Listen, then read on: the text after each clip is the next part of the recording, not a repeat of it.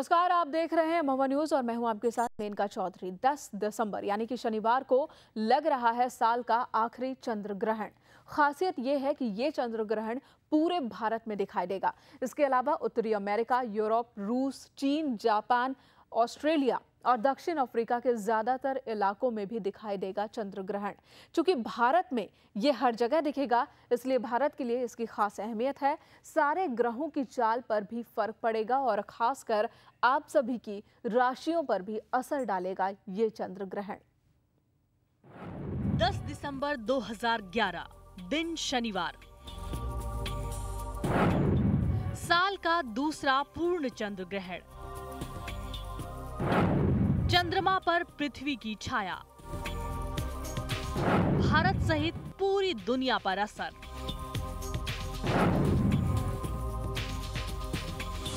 दस दिसंबर यानी शनिवार को इस साल का दूसरा पूर्ण चंद्र ग्रहण पड़ रहा है।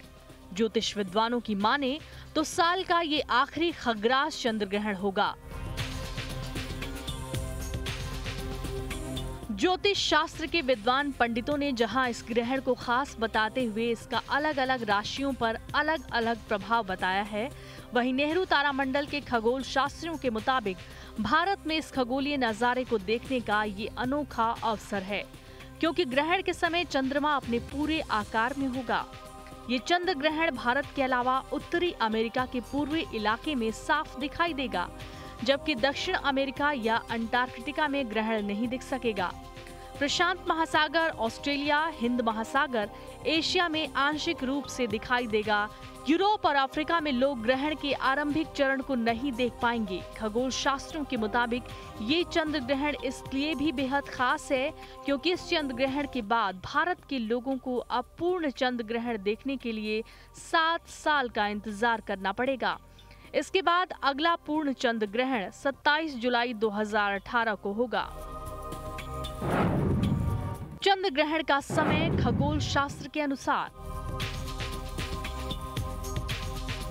भारतीय खगोल शास्त्रियों की माने तो भारतीय समय के मुताबिक चंद्रमा शाम करीब 6:15 बजे से पृथ्वी की छाया में आना शुरू हो जाएगा।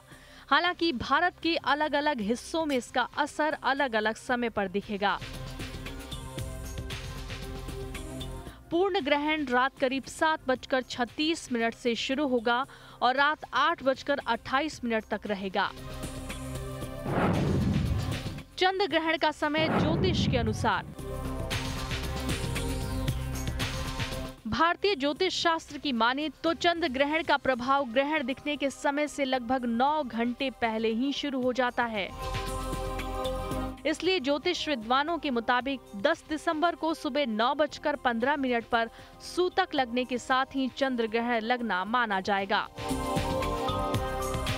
भारतीय ज्योतिष के मुताबिक 9:16 से सूतक प्रारंभ, शाम 6:15 18 पर स्पर्श, रात्रि 7:35 37 पर सम्मिलन,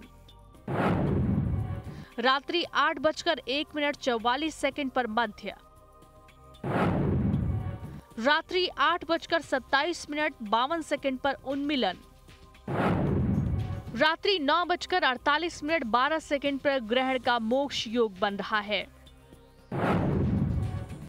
भारत में इसके पहले अंतिम बार 15 जून को पूर्ण चंद्र ग्रहण देखने का अवसर आया था, लेकिन आसमान में बादल छाने के कारण लोग इस अद्भुत खगोलीय घटना को नहीं देख पाए थे।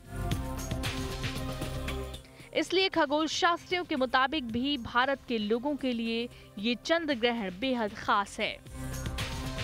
ब्यूरो रिपोर्ट, महुआ न्यूज। तो पूर्ण चंद्र ग्रहण 10 दिसंबर को यानी कि शनिवार को देखने को मिलेगा। पूरे भारत पर इसका असर भी देखने को मिलेगा और इसी असर के बारे में और क्या कुछ करना चाहिए चंद्र ग्रहण के दौरान, आपको इस बारे में चर्चा करने के लिए हमारे साथ स्टूडियो में मौजूद है हमारे 3 खास मेहमान। मेरी बाईं तरफ कृष्णा शर्मा है, ज्योतिषाचार्य, सविता शर्मा संयम, ज्योतिषाचार्य हमारे साथ हैं, और सुनील भारद्वाज जो कि ज्योतिषाचार्य हैं, साथ ही साथ आयुर्वेद डॉक्टर भी हमारे साथ मौजूद हैं और इन तीनों से हम जानेंगे कि आखिर क्या असर पड़ेगा इस चंद्र ग्रहण का, क्या मायने हैं इस चंद्र ग्रहण के और क्यों इतना ज़्यादा इस चंद्र ग्रहण को हम अहमियत दे रहे हैं या आपको सोचने की ज़रूरत है। शुरुआत कृष्णा शर्मा से करते हैं। कृष्णा जी, ये बताएं कि आखिर ये चंद्र ग्रहण भारत के लिए इतना खास क्यों?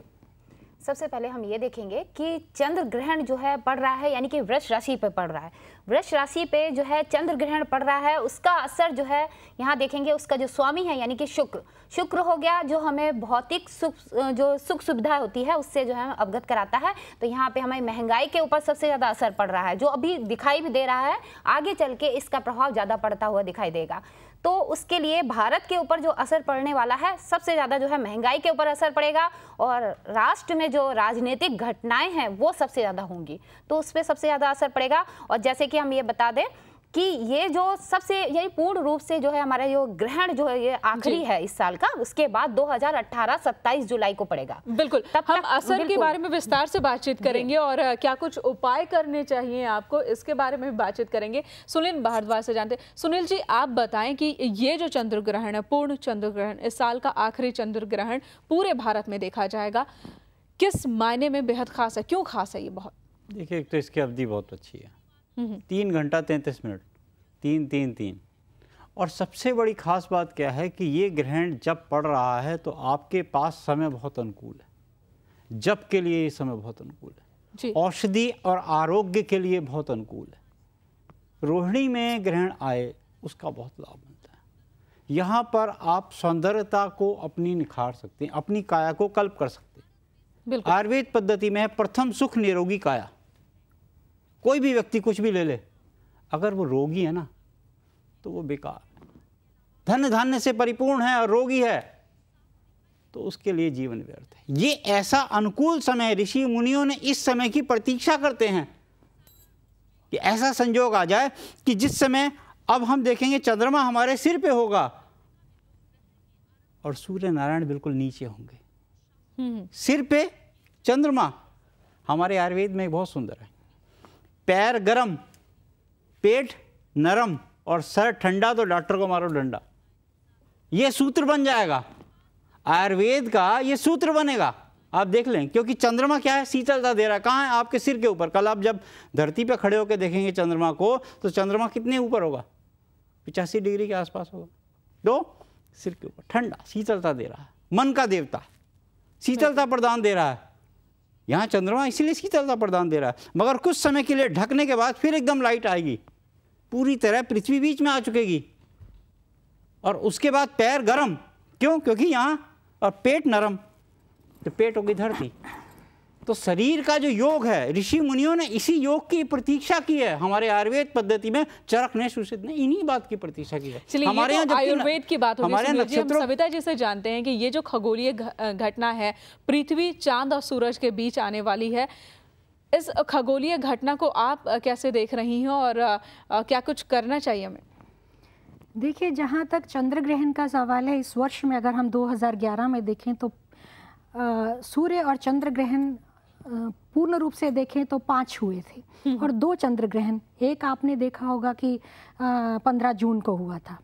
15 जून को मैंने बहुत बहस देखी थी और कहा गया था कि प्राकृतिक कुछ नहीं होगा, राजनीति में कुछ नहीं होगा। कुछ हमारे विद्वान साइंटिस्ट लोगों ने यहाँ तक सॉफ्टी खा के भी दिखाया था चैनल पे कि देखिए मैं खा रहा हूँ, मुझे कुछ नहीं हुआ। बिल्कुल, हमें खेद है इस बात का कि सबसे बड़ी बात ये है कि लोग ये क्यों कहते हैं। अब किसी भी व्यक्ति को कोई रोग हुआ तो क्या उसी समय चैनल में रोग आ जाएगा? क्या वहाँ पर एक्सरे लगा हुआ है कि रोग पता लगे?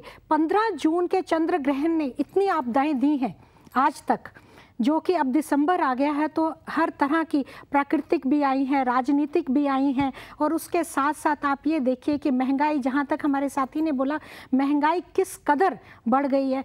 जितनी चीज़ें चंद्र ग्रहण ने अपना रूप दिखाना था, जितने हमारे ज्योतिषियों ने ऊंची आवाज़ में कहा था, उनको दबाया गया था, लेकिन प्रकृति तो दबा नहीं पाई, हर चीज सामने आई है। यानी कि आप कह रहे हैं कि इन खगोलीय घटनाओं का असर पड़ता है ग्रह पर, नक्षत्र पर, हमारे समाज पर और दुनिया पर असर पड़ता है, प्रकृति पर पड़ता है इसका असर। बिल्कुल, इसी असर के बारे में हम बातचीत करेंगे। शुरुआत हम कर लेते हैं, राशियों की बात करते हैं और ये जानते हैं कि चंद्र ग्रहण का आपकी राशि पर क्या असर पड़ेगा। शुरुआत मेष से करते हैं और कृष्णा जी से जानते हैं मेष राशि पर क्या असर पड़ने वाला है। बिल्कुल मेनका, सबसे पहले मैं बता दूं कि मेष राशि पे जो असर पड़ने वाला है यानी कि आर्थिक नुकसान हो सकता है, धन से संबंधित कोई भी नुकसान हो सकता है, घर में जैसे कि कुछ भी हो सकता है, चोरी हो सकती है, कुछ भी यानी सोना खरीदने से जो है अगर हो सके तो ये बचें, क्योंकि यहाँ पे नुकसान के सबसे ज्यादा जो है इनके तरफ जो है मैं बताऊंगी कि आसार नजर आ रहे हैं। तो इनके लिए ये साल जो है जो ग्रहण जो फल लेके आया है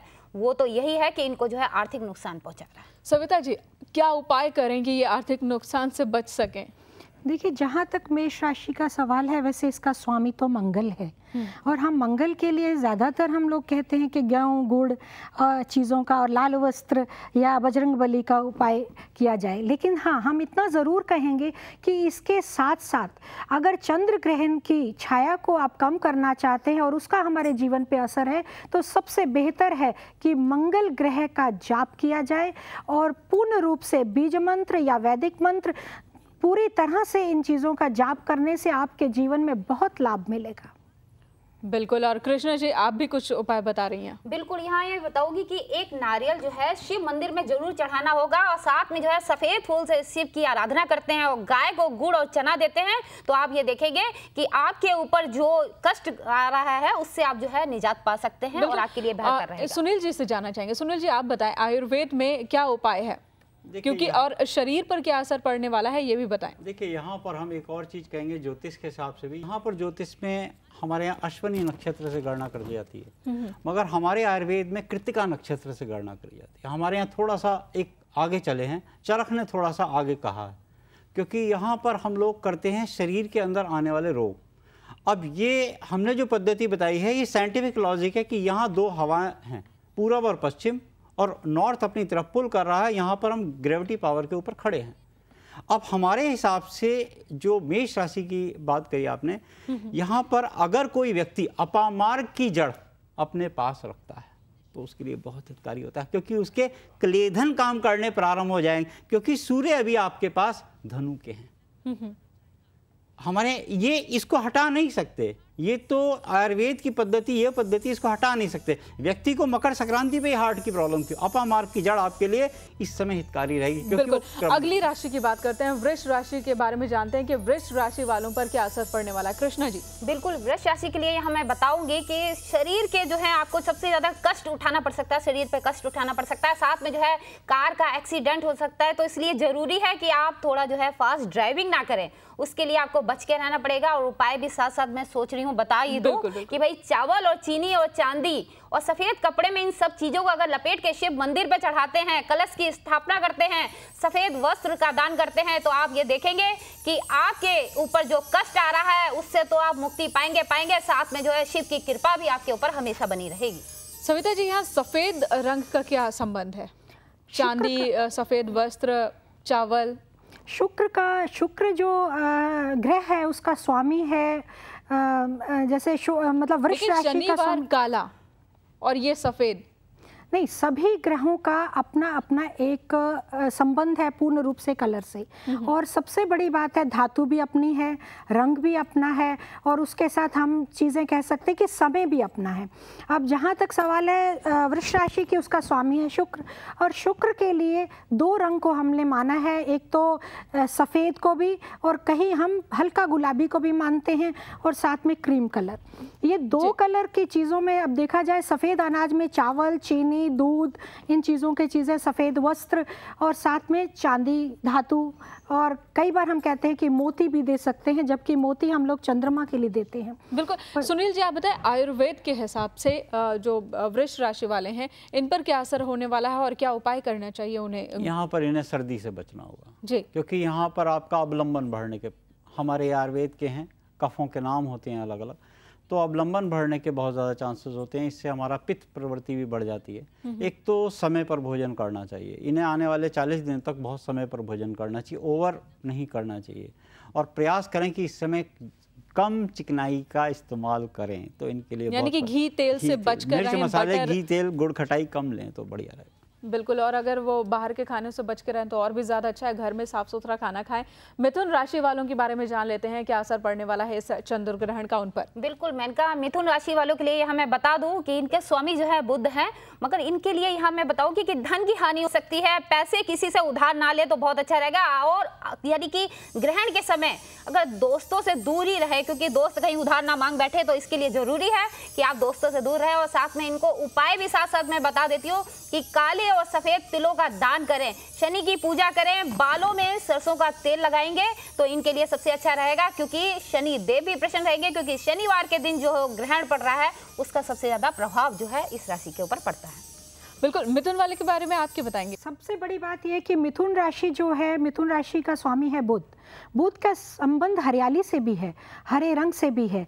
हम ये कह सकते हैं, इन्होंने ठीक कहा कि इसके लिए काला तिल और तेल, लेकिन उसके साथ साथ हम हरे को नहीं भूलें, क्योंकि हर एक को अपने जीवन में हरियाली की ज़रूरत है, हरियाली चाहता है। तो हरी चीज़ों में हरा मूंग, हरा कपड़ा, हर इवन जिनके घरों में पेड़ पौधे लगे हैं वो उनको भी जल दे सकते हैं, क्योंकि जब हम पेड़ पौधों पे जल देते हैं तो भी बुध ग्रह की शांति होती है। और मिथुन राशि के जो लोग हैं, सबसे ज़्यादा इन्होंने सही कहा कि उन्हें उधार से बचना चाहिए और हरी चीज़ों का दान देने से उन्हें काफ़ी आराम आएगा। बिल्कुल, सुनील जी आप बताएं, इन्होंने ये तो बता दिया कि धन का नुकसान हो सकता है, क्या सेहत पर भी इसका असर पड़ेगा। देखिए, सेहत के लिए बहुत ज़्यादा ज़रूरी है कि इस समय प्राणायाम साधें आप, क्योंकि आने वाले समय में मिथुन राशि के लिए एक बहुत बड़ी बात है कि इनको कहीं घुटनों के दर्द की शिकायत बहुत ज़्यादा बढ़ जाती है, क्योंकि ये समय इनका इस समय ऐसा चल रहा है कि बुध जब भी बाहर आएंगे तो थोड़ी समस्या आएगी।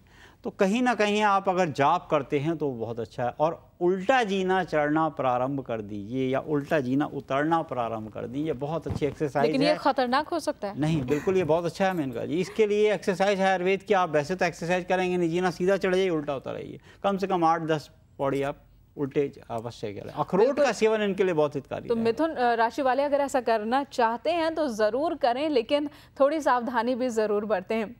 चलिए अब हम बात कर लेते हैं कर्क राशि के बारे में।